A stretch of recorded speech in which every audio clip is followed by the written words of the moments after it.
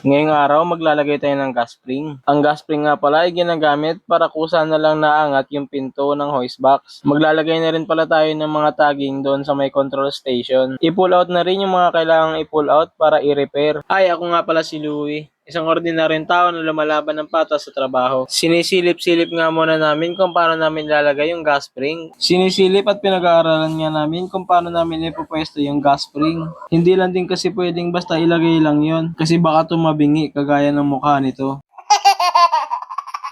Pagkatapos nga namin mapag-aralan at maikabit kung paano ang posisyon ng gas spring, kaya sinubukan naman namin kung gagana ba ito. Try mo lang ba? Itulak mo yung pinto konti. Yan. Sobra naman. Oh, yan. Pupunta tayo maintenance hanggang September na Yan. tayo dito. Bigay, bitaw. Bitaw mo.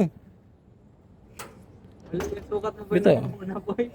Bakit? Hindi asarado. Sobrang hirap kasi mag-trouble gawa ng laging bumababa nga yung pintuan ng hoist box. Kaya dito nga kumuha na nga ako ng tools para isunod ko naman yung tagging para sa control station. Kasi mahirap nga mag-operate kapag hindi mo pa kabisado at wala nga signage. Habang ginagawa ko nga yung tagging ng control station, si Kuya Ron naman yung nagpipintura doon sa basket. Kasi mas magandang kung presentable yung machine bago i-turn over sa client at para na rin manatili yung tiwala nila sa atin.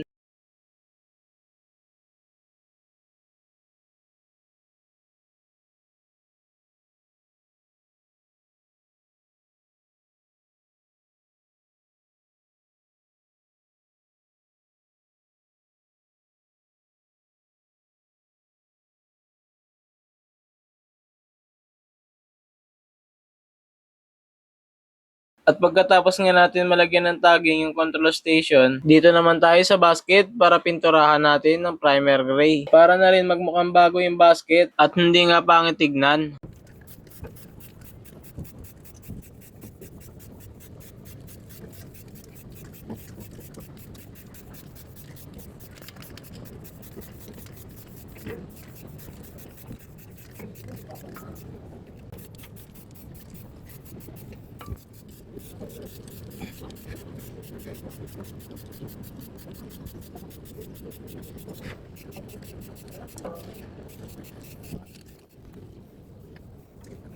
Tinanggal na nga rin pala nila Jonas at Tom yung mga dapat naming i-repair.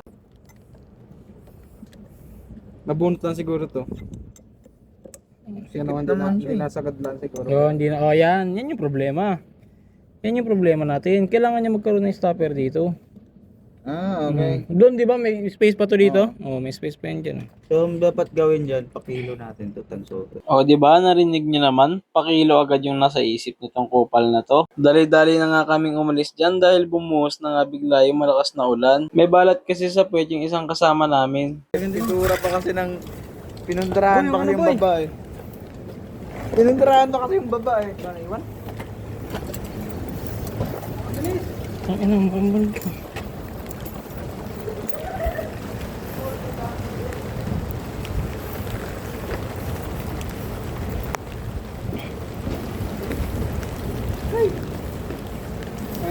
Kanina pa ba ka baba? Naluma, kaya tapos pininturahan pa yung baba ng ano. Yung klase.